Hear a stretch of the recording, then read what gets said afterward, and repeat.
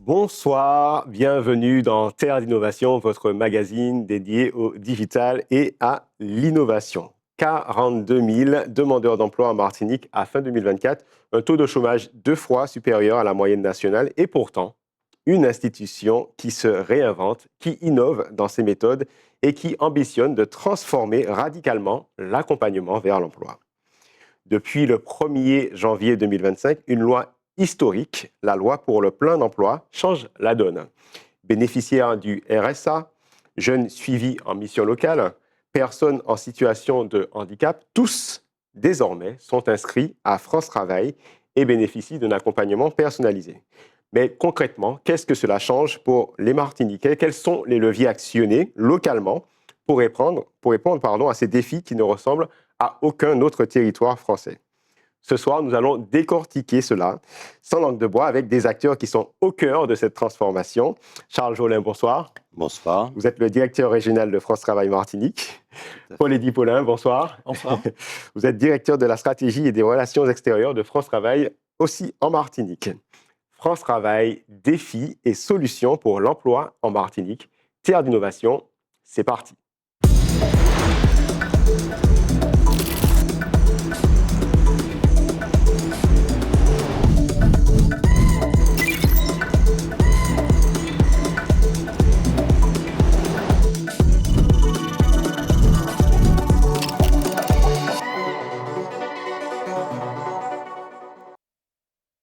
Charles Jolin, bonsoir. Bonsoir.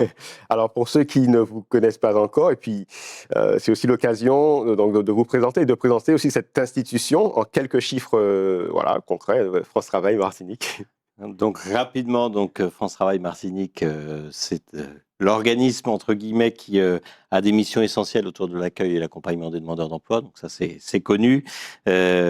Aussi, la partie indemnisation, qui est aussi connue sur tous les ayants droit, que ce soit de l'assurance chômage ou des revenus de l'État. Et bien évidemment, ce qui est souvent moins connu, c'est toute la partie prospection, recueil des offres auprès des entreprises et accompagnement des recrutements, avec tout ce qui est contrôle ensuite derrière. Et depuis la loi plein emploi, comme vous l'avez dit, une mission d'appui au réseau pour l'emploi et de l'ensemble des partenaires dans cette mission. Alors, très rapidement, France Travail Martinique, c'est un peu plus de 400 collaborateurs, avec à l'intérieur 150 conseillers qui sont spécifiquement dédiés à l'accompagnement, plus de 60 conseillers sur la partie indemnisation et une trentaine de conseillers orientés France Travail Pro, comme on dit, orientés vers les entreprises et le recrutement. C'est 15 500 allocataires quand même accompagnés sur la Martinique, avec plus de 200 millions injectés sur le territoire de la Martinique en 2025. Donc ça donne un peu quelques données. C'est un peu plus de 7 700 accompagnements et entrées en formation, avec un financement notamment de ces personnes pour un retour à l'emploi qui augmente pour ces personnes après une formation, et 9 700 offres d'emploi recueillies en 2025, ce qui montre d'ailleurs une légère progression sur le recueil d'offres d'emploi. Bon, c'est excessivement complet. Paul-Eddy Paulin, bonsoir. Bonsoir. Donc, je précisais que vous êtes directeur stratégie et relations extérieures. En quoi cela consiste au quotidien ? Alors, en quoi cela consiste? La loi pour le plein emploi, c'est 2 ambitions: accompagner tous les demandeurs d'emploi, accompagner toutes les entreprises. Et pour ça, on le fait en réseau. Vous l'avez dit, les parcours sont fluidifiés. Donc, concrètement, avec nos partenaires, les missions locales, avec les équipes de la CTM, nous mettons en place cet accompagnement coordonné de manière progressive. Il faut quand même bien noter cette notion de progressivité pour la mise en œuvre de la loi. Aujourd'hui, nous travaillons en task force pour les entreprises, comme l'a dit Charles Jolin tout à l'heure, les conseillers France Travail, mission locale, la CCI. Nous organisons des actions de prospection coordonnées. Nous construisons nos événements, notamment pour ceux où on va vers les demandeurs d'emploi ensemble, de manière commune. Et progressivement, à travers un système d'information qui est en train de s'uniformiser, nous aurons cette logique de dites-le nous en une seule fois. Un jeune inscrit en mission locale qui atteint ses 26 ans, quand il vient à France Travail, son dossier le suit automatiquement. Et la possibilité aussi, à tout moment, en fonction du besoin du demandeur d'emploi, de pouvoir l'orienter vers l'opérateur le plus à même de lui apporter des réponses par rapport à ses besoins.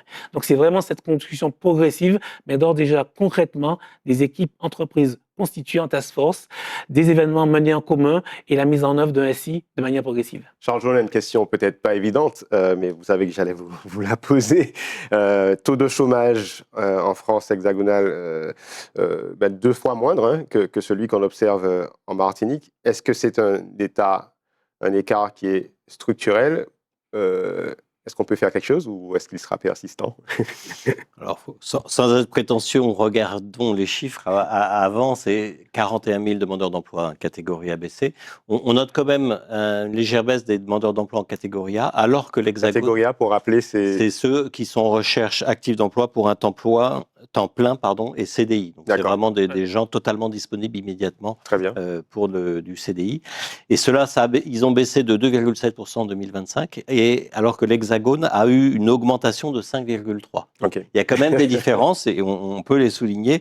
Et depuis la loi plein emploi, donc si on prend l'ensemble des catégories, je disais, c'est plus de 41 000 demandeurs d'emploi, auxquels s'ajoutent les 15 000 plus 1 000 demandeurs d'emploi issus de la loi plein emploi qui étaient aujourd'hui notamment sur le bénéficiaire du RSA et autres. Alors, si on regarde plus précisément par rapport à votre question, le contexte de la Martinique, on voit quand même que c'est un contexte relativement atone.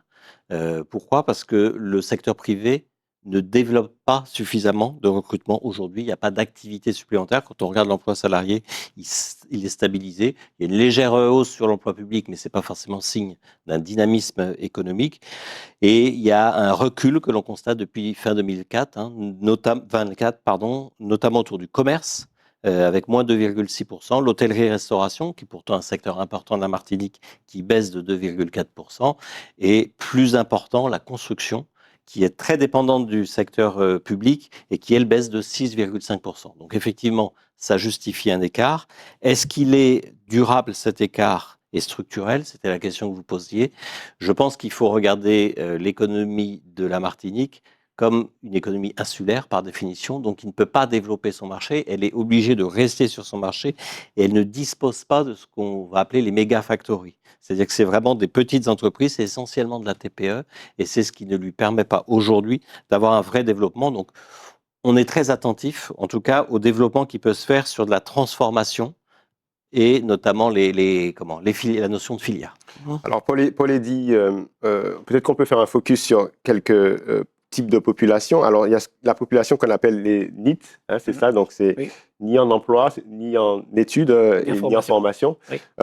Quels sont les problèmes, les symptômes?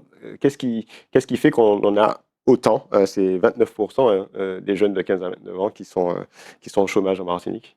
Alors, par rapport à la problématique des chômages des jeunes, elle est importante en Martinique. Hein. On sait qu'il y a beaucoup de jeunes qui partent. On a une population qui vieillit. Donc, c'est vraiment un sujet crucial. Et c'est aussi l'une des ambitions à laquelle veut répondre la loi pour le plein emploi.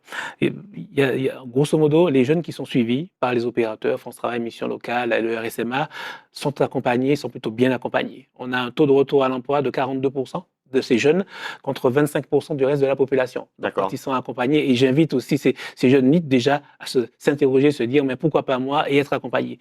Le sujet des NEET, c'est vraiment ceux qui décrochent dès la sortie de l'école ou qui abandonnent la recherche d'emploi.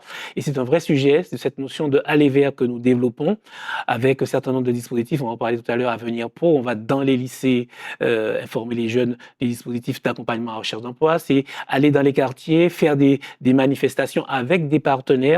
Et nous l'avons multiplié en 2025 et nous allons le faire aussi de manière coordonnée. Ces jeunes-là, il faut absolument leur donner espoir et on s'appuie sur le tissu associatif, sous les CCAS et sur on va dire les grands frères, hein, pour montrer que c'est possible et valoriser aussi les exemples de jeunesse qui réussit parce qu'on a des jeunes qui réussissent et ce qu'on peut dire à ces jeunes NEET, c'est de dire pourquoi pas moi? Tapons à la porte, allons voir France Travail, allons voir la mission locale, allons voir le SMA pour voir ce qu'ils ont à proposer et il y a des choses à proposer. Et à l'opposé donc de la pyramide des âges, il y a les seniors qui représentent aujourd'hui 37% des demandeurs d'emploi. Vous avez un dispositif dédié qui s'appelle l'accompagnement intensif senior. C'est quoi exactement ce dispositif? Alors, les seniors, il y a un impact aussi sur les jeunes. Le jeune qui n'a jamais vu ses parents travailler, voilà, il y a un modèle social aussi qui interroge, d'où le point de vue qu'on a mis de manière renforcée sur les seniors avec un dispositif dans le cadre du FSE avec des conseillers dédiés qui accompagnent de manière spécifique ces seniors-là. L'idée pour nous, c'est de dire 37% de la demande d'emploi. Pour les employeurs, c'est 37-40% des candidats potentiels, alors qu'on parle de difficultés de recrutement. Ils ont des savoir-faire, ils ont des atouts, et c'est pourquoi on milite à travers des recrutements beaucoup plus inclusifs, pas forcément sur le CV de manière classique, mais néanmoins, on constate quand même que aujourd'hui les seniors, c'est 15% de retour à l'emploi. Voilà, de manière classique, avec cet accompagnement intensif, on passe à 21%. Et voilà, l'idée, c'est de dire à tous, puisque ça nous concerne tous, qu'on soit employeur, aussi demandeur d'emploi, changeons le regard sur ces seniors, ils ont des atouts, et c'est ce qu'on veut valoriser à travers cet accompagnement intensif. Charles Jolin, il y a aussi un programme qui concerne les femmes en difficulté d'insertion. Est-ce que vous pouvez nous parler de cet accompagnement? Pourquoi il faut d'ailleurs un accompagnement spécifique pour ce public? Mais tout simplement parce que les femmes représentent un plus fort pourcentage dans la population des demandeurs d'emploi que les hommes. Et le retour à l'emploi est plus difficile pour elles aussi. Donc on se devait d'avoir un dispositif qui réponde plus particulièrement aux femmes. Et c'est effectivement le dispositif DTA FEDI Femmes actives en Martinique qui a été développé avec le cofinancement du FSE+. Et qu'est-ce que fait ce dispositif? On cible particulièrement cette population-là. On fait un accompagnement beaucoup plus intensif, beaucoup plus dynamique. En 2025, c'est 509 femmes qui ont bénéficié de ce dispositif. Alors, qu'est-ce que ça donne? Il y avait 70% de ces femmes-là qui avaient plus d'1 an d'inscription. C'est déjà plus important que la réalité de ce qu'il y a dans nos demandeurs d'emploi. Et on a pu lever et travailler sur tous les freins. C'est l'exclusion numérique, c'est la mobilité, c'est l'état de santé, etc. Et une fois qu'on a travaillé ces éléments-là, qu'est-ce qu'on constate? 24,5% des femmes qui ont été accompagnées dans ce dispositif l'année dernière, et on n'a que 3 mois de recul, sont en retour à l'emploi. Donc 1 sur 4 est déjà en retour à l'emploi, alors que ce sont des taux qu'on obtient généralement au bout de 6 mois. Donc ça veut dire accélération du retour à l'emploi. Et deuxième chose, augmentation du taux d'emploi durable pour ces personnes. C'est-à-dire qu'ils ont pris 1 ou 2 points supplémentaires sur celles qui sont sur des CDI ou des contrats de plus de 6 mois. Alors, Paul-Eddy Paulin parlait d'une nouvelle méthode, peut-être qu'on va se focaliser dessus, Charles Jolin, c'est la méthode de recrutement par simulation, la MRS, qui est aussi une innovation. Alors, on sait qu'on a souvent entendu que le CV et les biais du CV peuvent être une barrière. Quelle est cette méthode? En quoi elle est innovante et est-ce qu'elle donne des résultats? Alors oui, en fait, toutes les méthodes. Il y a la méthode de recrutement par simulation sur laquelle on peut s'arrêter, mais France Travail cherche toutes les méthodes qui vont permettre de sortir des modèles traditionnels, parce qu'on sait qu'ils ont atteint leurs limites, et aujourd'hui d'aller chercher plutôt des méthodes qui permettent de révéler ce qu'on va appeler les soft skills, globalement les comportements et les comportements. Oui. Donc là, très clairement, la méthode de recrutement par simulation, on enlève à l'employeur la capacité de choisir à l'avance le candidat. On le met dans la situation de travail, on mesure ses habiletés et en fait, il découvre des personnes en habileté. On le fait sur la méthode de recrutement par simulation. Donc, il y a de grands groupes qui nous suivent sur cette méthode-là. Je pense notamment au groupe Créo en Martinique, qui a fait beaucoup de ses recrutements sur la grande distribution. Comme ça, avec cette méthode. De cette méthode-là, bien évidemment. On a aussi d'autres méthodes, hein, c'est ce qu'on appelle le stade vers l'emploi, c'est-à-dire qu'on met les demandeurs d'emploi et les entreprises sans qu'ils se connaissent dans un stade, ils ont une activité sportive, ils découvrent l'autre dans sa manière d'interagir et souvent il y a des résultats bluffants sur les résultats. Donc c'est vraiment ce qu'on appelle le recrutement inclusif, comme le disait Paul-Eddy Paulin. Je veux dire, une entreprise sur 2 dit aujourd'hui qu'elle va avoir une difficulté de recrutement. Donc c'est pas en restant sur un segment restreint qu'elle va trouver ses solutions, il faut qu'elle élargisse son périmètre de recherche. Alors, Paul-Eddy Paulin, il y a une initiative qui est renouvelée. Je crois qu'on a déjà eu 5 éditions. C'est le Salon Martinique pour l'emploi, oui. Qui rassemble un certain nombre de partenaires. Oui. Quelle est la promesse et quelle est l'innovation aussi que France Travail démontre avec ses partenaires par rapport à cette initiative? Alors, le Salon Martinique pour l'emploi... Si on peut rappeler déjà ce que c'est. Oui, voilà, qui a été initié par France Travail et GBH et on se réjouit, une dizaine de partenaires se sont rejoints à nous. Et il y avait 3 ambitions. La première, c'est répondre aux besoins de recrutement des entreprises immédiatement, parce qu'il y a d'autres salons ailleurs, ils vont ailleurs parfois, montrer qu'en Martinique, on peut faire un salon de recrutement. La deuxième, c'est montrer la Martinique comme territoire d'opportunité. Voilà, on a toujours tendance à dire il n'y a pas d'offres, etc. C'est compliqué. Voilà une vitrine. Et les entreprises qui viennent avec nous sont engagées dans cette démarche-là. Et la troisième, c'est un peu la logique de la loi du plein emploi, montrer qu'on peut travailler ensemble de manière de concert, à la fois acteurs économiques, opérateurs de l'emploi et opérateurs de l'État, faire une task force, une équipe pour monter un projet. Et donc, c'est un salon, c'est la 5e édition. On a en moyenne 10 000 visiteurs sur le site, puisqu'il est à la fois en ligne et en physique, 10 000 visiteurs. Ça, c'est une vraie innovation voilà, aussi. Voilà. Ouais. Et en physique, 1000 personnes. Donc, on a recruté plus de 900 personnes en Martinique, et ça, c'est un signe important. Charles Jolin disait tout à l'heure, on a un territoire étroit, 900 recrutements, c'est quand même symptomatique. Et donc, cette ambition de montrer la Martinique comme terre d'innovation, c'est véritablement ce que porte ce salon. Alors, on va parler d'un sujet qui m'a intéressé quand j'ai fait mes recherches sur l'émission, c'est qu'il y a quelque part du chômage, mais il y a aussi des offres qui ne trouvent pas preneurs. Et donc, on a l'impression qu'il peut y avoir une inadéquation entre les offres d'emploi et les profils. Alors, quels sont les secteurs d'ailleurs qui recrutent vraiment aujourd'hui en Martinique? Et puis peut-être, du coup, question corollaire, pourquoi les candidats ne se positionnent pas dessus? Alors, c'est une situation qui n'est pas spécifique à la Martinique. Hein. D'ailleurs, sur les secteurs où il y a des difficultés de recrutement, il y en a en Martinique, il y en a dans l'Hexagone, voilà, et on s'arrache les compétences, les candidats. Donc ça, c'est une réalité. Les secteurs qui recrutent en Martinique, ce sont les grands secteurs, les services à la personne, services à l'entreprise, 64% des projets de recrutement dans le cadre BMO, la construction, le commerce, ce sont ces grands secteurs-là. On a toutes sortes de métiers. On a l'agriculture. Voilà, les employés polyvalents dans l'agriculture, il y a des besoins, il y a des recherches. Et on était en contact avec la Chambre d'agriculture récemment, qui a renouvelé ces besoins-là. On a des besoins dans les métiers de bouche, voilà, et ça de manière récurrente ici et dans l'Hexagone aussi, voilà, d'où cette concurrence. Mais je veux dire aussi, il y a des besoins au niveau de l'encadrement. Voilà, vous êtes directeur administratif et financier, il y a du travail pour vous. Vous êtes conducteur de chantier, il y a du travail pour vous. Et on a en ce moment plus de 200 offres de cadres sur notre site. Voilà, je veux dire, il n'y a pas que des offres moins qualifiées, mais avec valeur ajoutée. Pour autant, il y a aussi des offres de cadres. Et la difficulté, principalement sur les métiers, je donne l'exemple des métiers de bouche, c'est une difficulté de représentation de ces métiers. On imagine par exemple le pâtissier, etc., qui se lève à 2 heures du matin avec son pétrin, etc. Aujourd'hui, les choses sont automatisées, les conditions de travail ont évolué, et aussi les employeurs aussi se projettent différemment pour garder les talents. Par exemple, dans la restauration, on voit plus d'offres en CDI. Voilà, pour donner de la stabilité. Récemment, le secteur du BTP a revu sa convention collective. Il y a vraiment une démarche d'intégration des choses, mais on se heurte surtout à des difficultés de représentation. Donc, à cela, on travaille avec un certain nombre d'acteurs en fonction des métiers. On a fait des travaux avec la CODEM pour recruter des bouchers. On a réussi avec des parcours de recrutement. On travaille sur de l'information collective pour que les employeurs viennent dans nos agences expliquer. Les notions d'immersion, on a parlé tout à l'heure, aller dans l'entreprise, découvrir, voir vraiment comment ça se passe. Et quand on va en immersion, comme on l'a dit tout à l'heure, ça démystifie et il y a parfois des heureuses surprises. 70% des gens qui vont en immersion trouvent plus facilement du travail. Donc ça, c'est important de le dire. Changer le regard sur les métiers, mais c'est des deux côtés.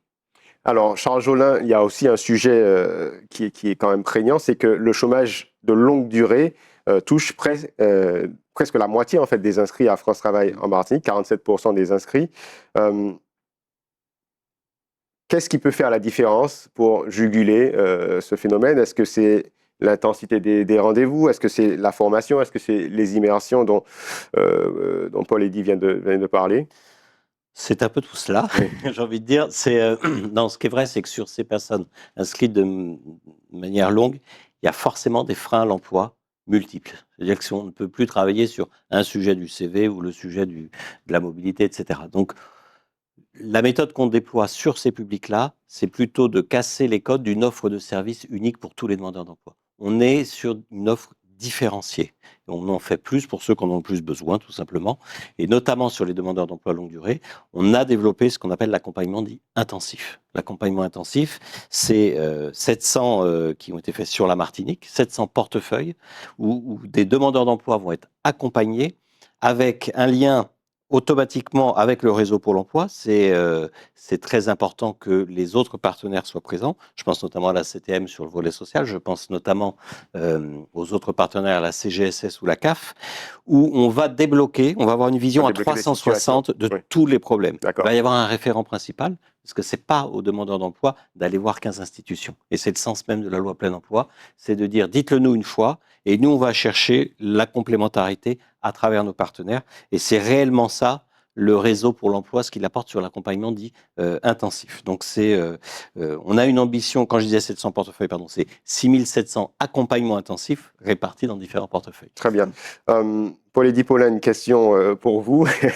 L'intelligence artificielle, on en parle quand même très souvent dans cette émission. Oui. Est-ce que France Travail commence déjà en Martinique à anticiper l'impact de l'IA sur les métiers? Est-ce que d'ailleurs, on commence à former aussi les demandeurs d'emploi par rapport à ces compétences de demain? Ou est-ce qu'on risque d'ailleurs d'être en retard? Alors, on est en veille, comme sur l'ensemble des secteurs. On est bien conscient que l'IA, de manière transverse, irrigue déjà l'ensemble des métiers. On commence à former. Nous, c'est d'être au plus proche des besoins des entreprises, parce que nous sommes sur l'adaptation au poste de travail. Et donc, concrètement, on teste des actions de formation sur les métiers d'assistant de direction, sur la relation client, voir ce que l'IA peut apporter de plus à des professionnels de ce métier-là. Et ça nous permettra d'avoir le retour des entreprises. On est attentif à ce qui se passe à deux niveaux.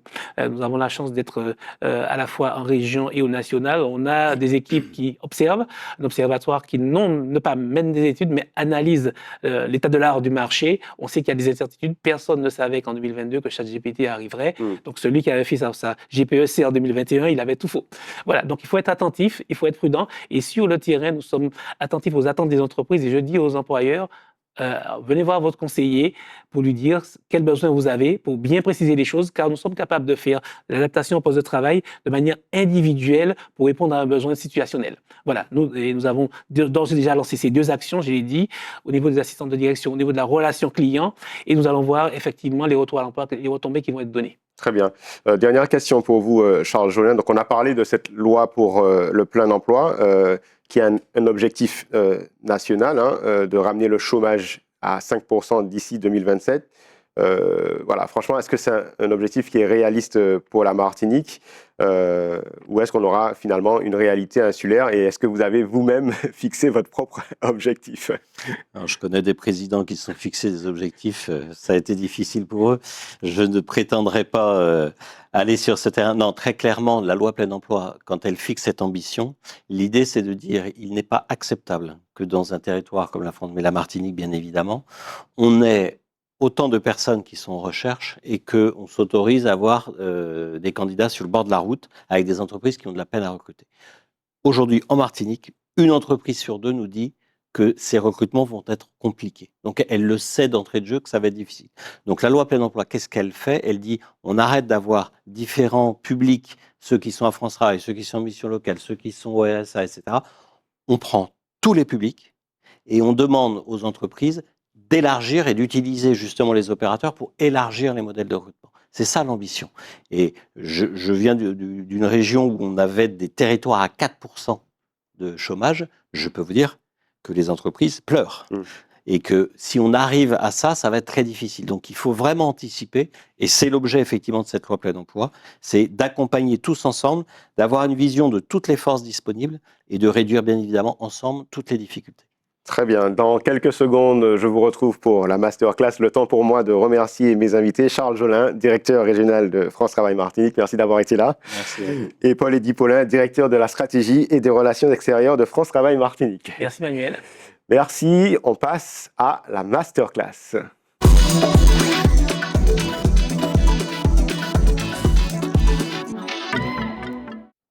Et si, en tant que demandeur d'emploi, je pouvais m'entraîner avec l'IA générative pour préparer un entretien, simuler cet entretien avant d'y aller pour maximiser mes chances. Voilà, c'est ce que je vous montre aujourd'hui sur mon ordinateur. Ici, on est dans ChatGPT et donc j'ai créé ce qu'on appelle un petit assistant. Donc c'est à portée de tous. Alors là, j'utilise la version premium, au moins à 20 € par mois. Et donc, sous le capot de cet assistant, j'ai fait un prompt. Donc le prompt, vous savez, c'est la requête. Donc ici, très rapidement, je dis que ChatGPT jouera le rôle d'un DRH et que moi, je jouerai le rôle du candidat. Et puis, j'ai chargé 2 documents, dont mon CV anonymisé. Voilà. Et puis, je peux retourner pour charger l'offre d'emploi sur laquelle je candidate. Une fois que j'ai fait ça, je vais pouvoir activer la simulation vocale avec ChatGPT pour avoir un échange, un entretien. Vous pouvez le faire depuis votre téléphone ou depuis un ordinateur. Depuis le téléphone, c'est assez sympathique. Donc, c'est cette petite icône, voilà, avec les barres où ça va vous faire afficher la petite indication « Utiliser le mode vocal ». Donc, je vais le lancer. Je ne fais pas une simulation trop longue. Il ne nous reste pas trop de temps, malheureusement, mais vous allez voir quand même comment ça se passe. Donc, je clique et puis, hop, je vais tout de suite passer en entretien. Bonjour, je suis prêt pour mon entretien. Bonjour Céline, je suis Sophie Moreau, DRH de Caribex Holding. Je te remercie de ta présence aujourd'hui. Mon but est qu'on échange de manière fluide, donc n'hésite pas à être toi-même. Pour commencer, qu'est-ce qui te motive à postuler chez nous pour ce poste d'assistante de direction ? Alors, je suis très intéressé de postuler pour ce poste d'assistant de direction parce que j'ai les compétences, j'ai été formé pour, et puis j'ai eu plusieurs expériences, notamment dans des collectivités. Et aujourd'hui, j'ai vraiment très envie de rejoindre un groupe en croissance. Je comprends et je note que tu as une appétence pour un environnement d'entreprise. Justement, dans tes précédentes expériences, comment organisais-tu tes journées pour gérer plusieurs priorités en parallèle ?